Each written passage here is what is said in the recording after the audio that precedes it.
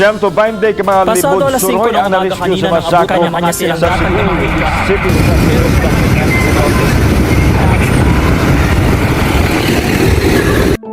Sa matag iskina sa kadalanan, adunay mga pananaw nga wala makit-i sa kadaghanan. Sila ang mga libod suroy, mga lumad nga nagpabiling naglawig sa syudad, mga bata nga nahilayo sa ilang panimalay, ug mga tigulang nga nangitag kaplag sa kinabuhi. Kinsa man sila, unsay ilang mga istorya, ug unsa may nahitabo kanila.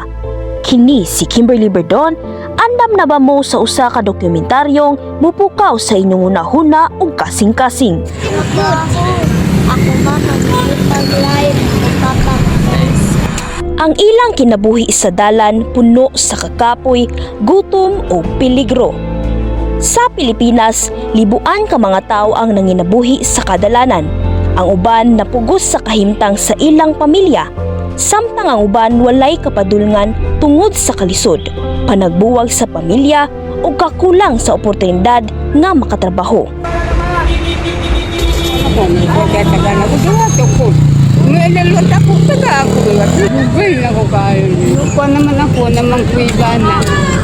Usa sila nanay sa mga libod suroy sa Dakbayan sa Sugbo.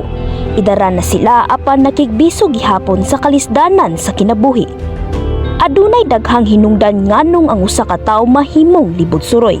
Ang kapobrehon may usa ka labing dako nga rason. Ang kakulang sa panginabuhian o kasamtangang krisis sa ekonomiya nagdala sa daghang pamilya ngadto sa kawadon. Kung wala na ikagasto sa balay o pagkaon, daghang katawhan ang mapugos sa pagpangitag paagi sa kadalanan. Hindi ako gamay-gamang ko kaon. Kaon o kanon ko. Gamay ka.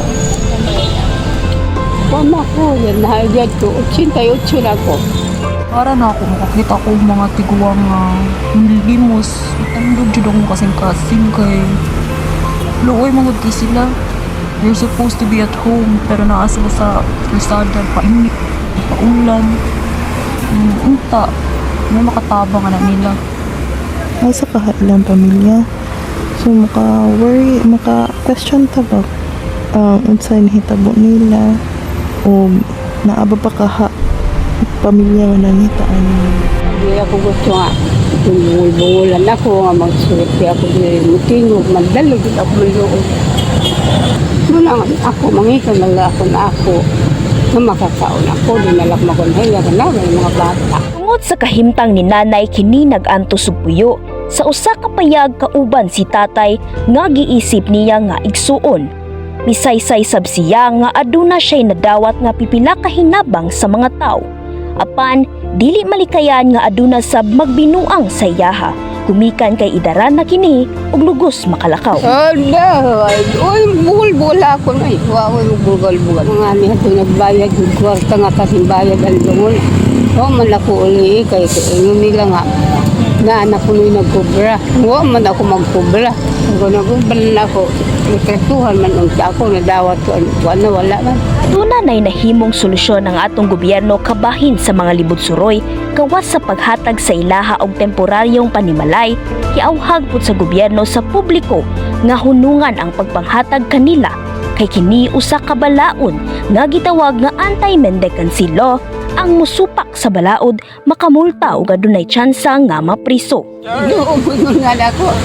Ginoo ayuhanin ako sakit Ginoo. Ikaw akong saligan. Pagka humarito na akong dagagag ko, Ginoo tagay akong mayong panlawat. Ginoo mulakaw ako. Ginoo ikaw akong puyo. Sa katapusang higayon atong hinumduman nga ang mga libod suroy dili lang hulma sa atong pananaw, kundi mga tao nga kaniadto adunay pangandoy ug nagpadayon sa pakigbisog sa ilang tagsa-tagsang kinabuhi bisan pa sa kalisod. Pag-eskwela gud na ako paring kamod pag-eskwela nila buhi pa rin yung inahan. Di apuhan. Eskwela gud. Kasimba ko na inyo apuhan wala na. Kisa may mugasto pa iyo.